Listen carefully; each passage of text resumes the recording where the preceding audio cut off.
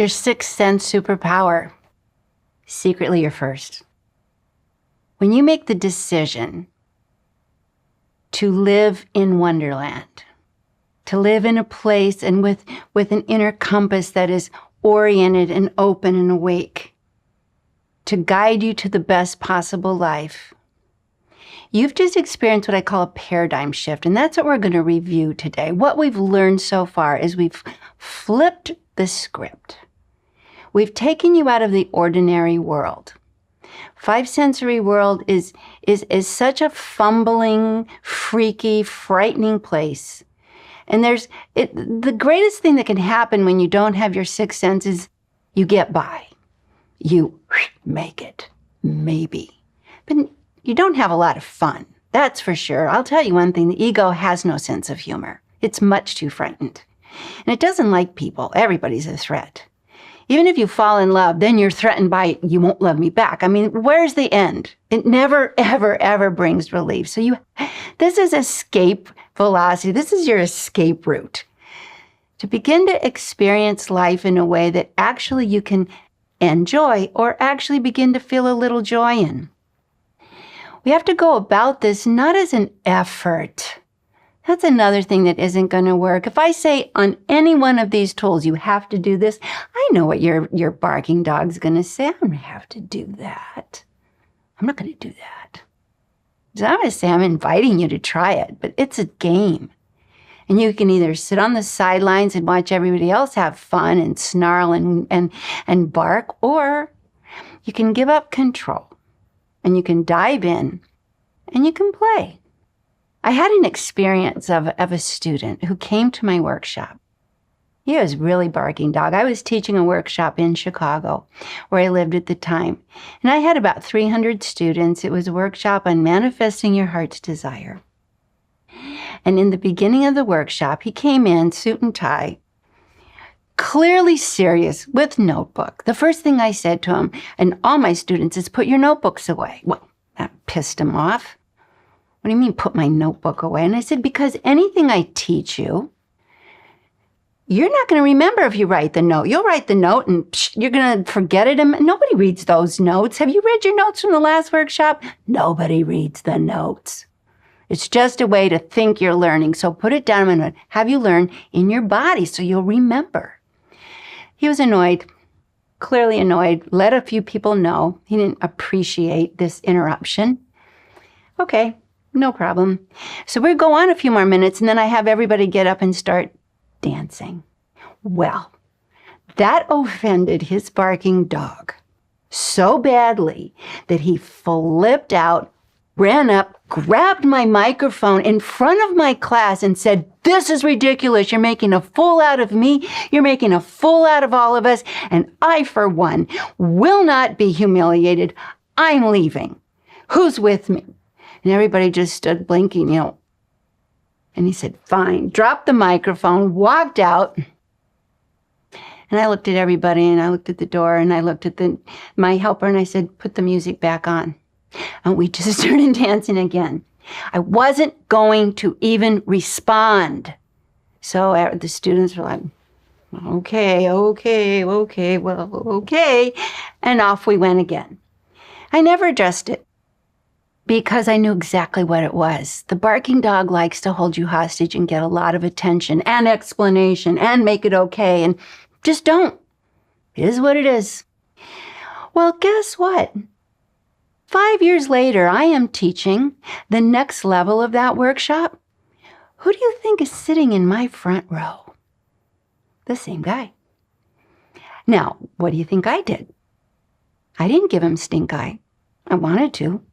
But that was my little fifi. Instead, I just breathed and smiled and carried on. At the end of the workshop, he came back and he said, I'm embarrassed to be here. And I said, I admire that you had the guts to come and sit in the front row. Bravo, that was your spirit. That was your true self that showed up. And he said, I was so shocked to be put in my body and asked to play and asked to have fun. I forgot. It scared me. And I said, I know. So you weren't very nice about it. You had to scare the rest of us, but I forgive you. Well, he went on to actually write a book about how to use intuition to get you out of unhappy work situations and asked me to endorse it. So play is not something that we have been A, used to being encouraged to do, B, ever validated that it's important, C, ever given the idea that it could actually be a conduit for inspiration. And it really does involve one thing that you need to do. It involves surrender, letting go. Most people have forgotten how to play, have forgotten how to be in the moment, have forgotten because we're mesmerized, hypnotized, and held hostage to people's barking dogs, including your own. It's a noisy, frightening frame of mind.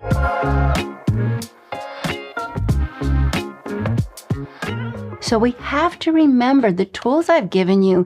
I am not giving you what you should do. Actually, here's a little secret about this course. Any one of these tools, if you really committed full out, would be enough. Can you imagine? If you actually did breathe, slide, and smile every day and expect good things, it would be enough. If you actually would just kind of name your spirit and check in with your spirit and check in with your divine or your higher expanded self, whatever you want to call it, your super self, if you actually did just that, it would be enough. Do you believe that? It would be enough because these are all roads to the same natural mechanism that flips on. If you actually cleared this space, if you actually meditated for 10 minutes every morning just to take your attention off the noise so you could hear and feel at a deeper level, it would be enough. But if you start to do all these things, it's a lot of fun. It's kind of outrageously fun. You just have to get used to it. I mean, sometimes I think I want to call this course, How Good Can You Stand It?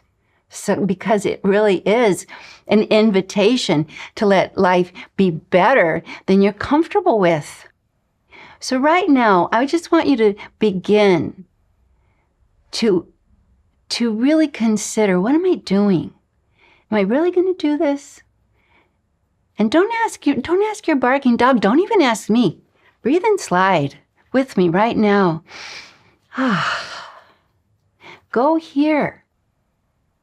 Ask yourself, your authentic self. And your barking dogs, well, I'm scared, of course, but you're not in danger. There's a difference.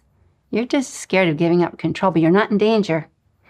You're not in danger. It doesn't threaten you to expect good things.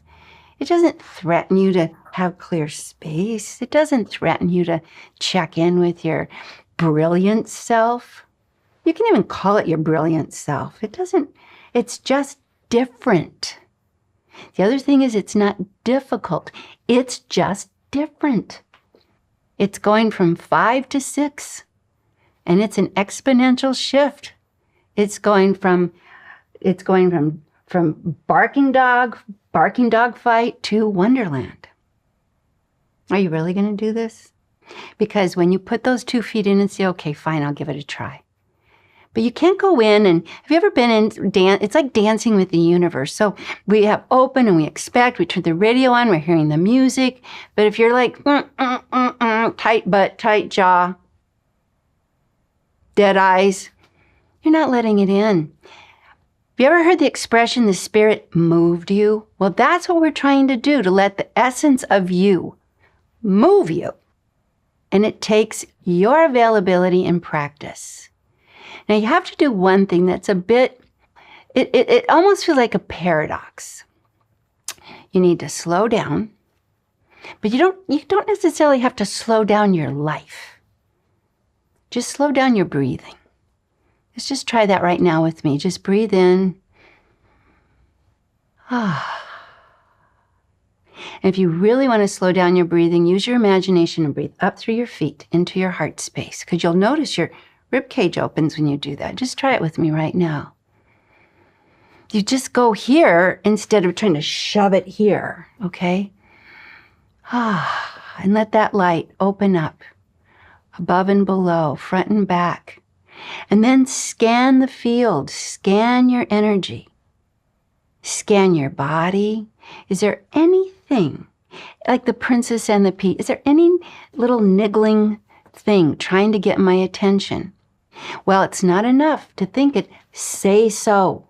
Remember the fairy tale. You have to say so. And don't figure it out. Just say, I wonder. I wonder. Here's a fun story. I mentioned in an earlier lesson that I had to go to Romania from London. I'm part-time in Paris, part-time in London. So I had to go to Romania. And I did a vibe check, and I got this message. I'd purchased a ticket to go. And I got a message to buy another ticket, another flight. I thought, well, that's weird. I bought a flight. But I got the message. So I bought I had 2 trips to Romania and 2 trips home. I thought, that's weird. My barking dog, Fifi, she always loves to have a comment, but I ignore her. So going day by day, I definitely check into one and I check into the other. And here's how you play this out. I'm wondering how this is going to play out because I trust that I did this for a reason, and I'm really wondering, how is this going to play out? So the morning of the trip, I have an option. Do I go on flight A or do I go on flight B? Flight A is at 8 in the morning and will get me there very early. Okay, that's not that fun. I have to get up at 5 a.m. to be on flight A. Flight B is at noon, and it will get me there a little later, but it's easier to get to. I ask my body,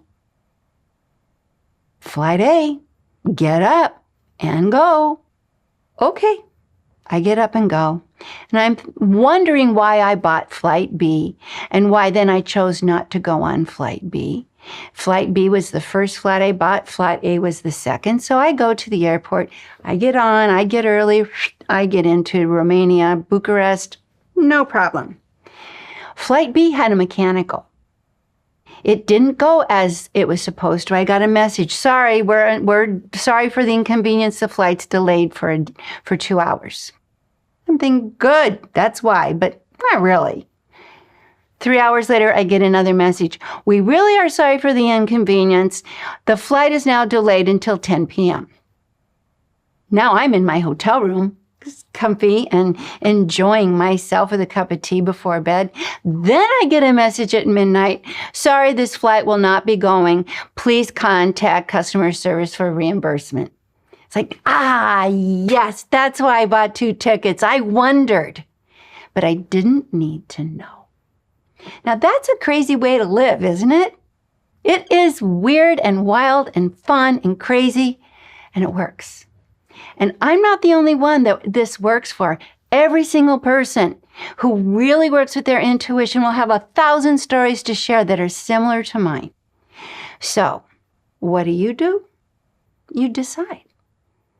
Do I have enough curiosity to live this way? Am I having a really good time living the way I'm living? Is that working out for me? Am I really committed to being locked down and protected and isolated and at war with everything in my life, mostly myself?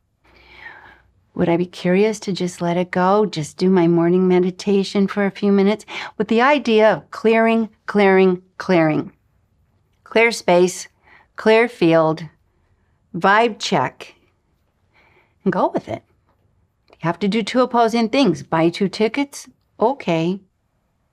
Now, people might say, I don't have the money to waste on those sorts of things. I didn't get any money wasted. I had the flight reimbursed.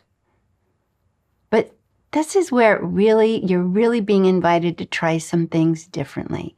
And I know you're scared. I wasn't exactly thrilled. I just know that there's a reason. If you get a vibe, there's a reason. There's a reason. And if you expect that reason to reveal itself in time and that it's protecting you and you just need to stay congruent and check in, your life will be magical.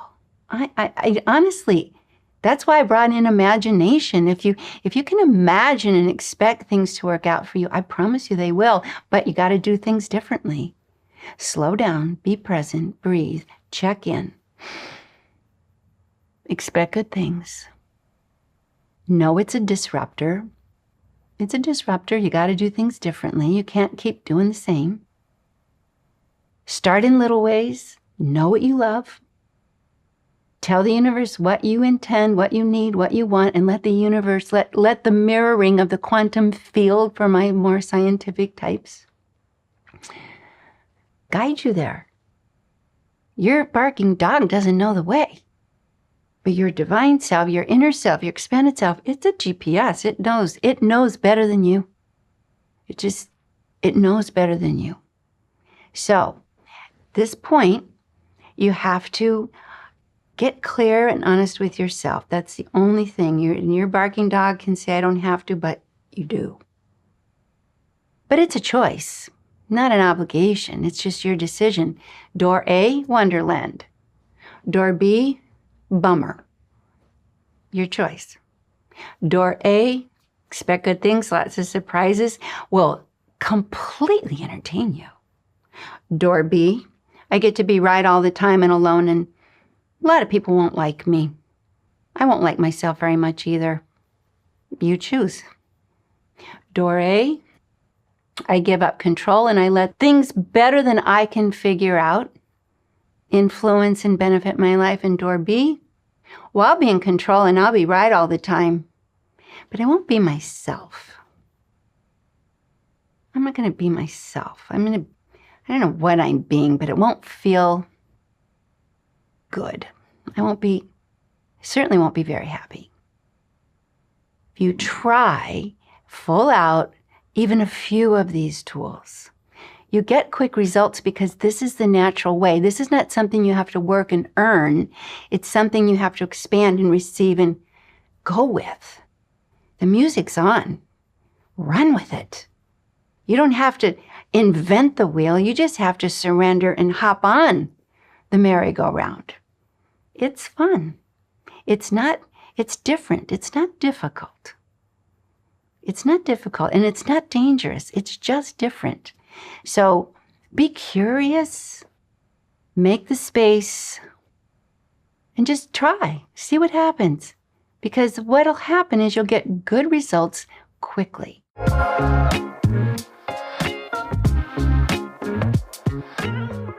So for our exercise, I want you to write down any good results, record any good results, and share with the tribe any positive ahas, didn't expect that, this was fun, and also, what are the objections? And are you actually recognizing that those are from your barking dog? So if you have an objection, if you have a resistance, give it, Fido says this. Bruno, my dog, says this. Recognize that it's that lower self that wants to keep you locked down and hostage. By now, this should be a little bit, I'm sure you've had results already because it happens pretty quickly. It happens very quickly because it's like the light in the room. You're wired for the light. If I turn it on, it doesn't take a while for it to turn on. It turns on. That's how it works.